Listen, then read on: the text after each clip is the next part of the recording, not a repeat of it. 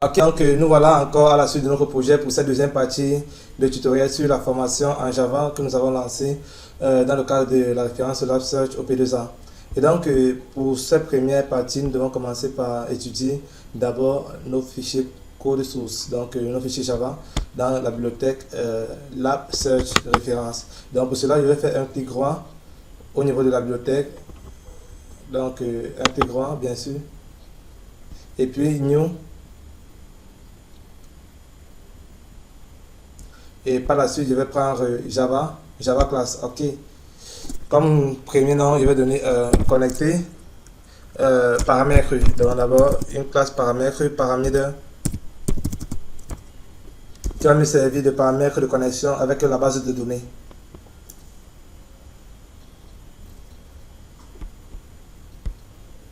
Donc comme vous le constatez, notre page Java paramètre a été bien créée et nous avons ceci, comme vous connaissez, qui est le plus classique des codes en Java. Ici, nous devons avoir l'ensemble de nos paquetages.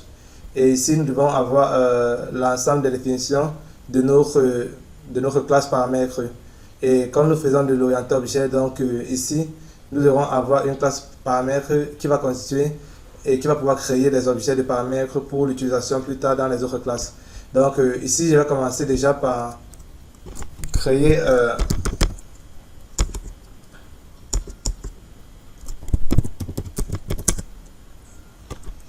je vais d'abord commencer par créer mes objets de connexion en privé.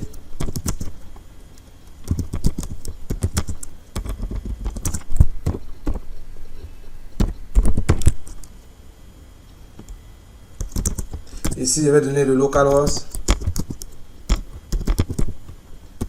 pour le nom du serveur, mais quelqu'un d'autre pourra donner tout bien le 127.0.0.1 et cela n'aura changé vraiment rien, donc c'est la même chose. Libre à vous d'utiliser ce qui vous semble le mieux. Donc je vais donner pour le serveur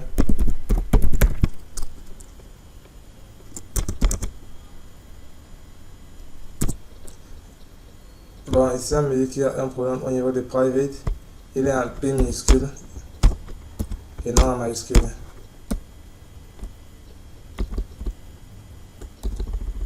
Donc ici c'est le MySQL 2.jdbc 2.localhost IP host 2. Le port 3306 2. La base de données qui est bon, je n'ai pas encore créé de base de données, donc je vais donner un nom comme Lab Search référence, voilà, que je dois créer par la suite cette base de données car elle n'existe pas encore. Par la suite, je vais aussi essayer de créer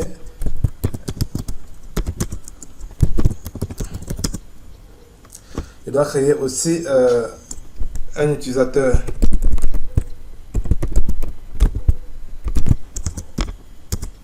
Donc l'utilisateur ici, c'est l'utilisateur principal de ma base de données.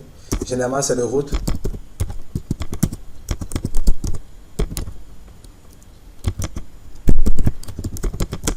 J'aurai besoin d'un password, un mot de passe.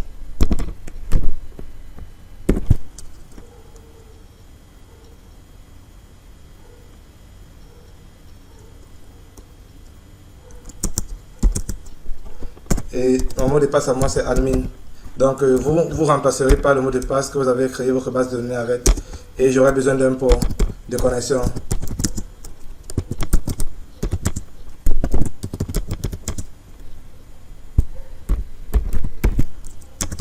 Ici, je vais utiliser 111 5 fois. Donc vous pourrez utiliser ce que vous voulez. Donc j'ai dit que c'est un port et j'ai mis en entier, en réel et non en entier. Ok, donc voilà, c'est tout pour cette classe. Et je vous donne rendez-vous pour les prochaines vidéos afin que nous essayons de voir pour les autres classes.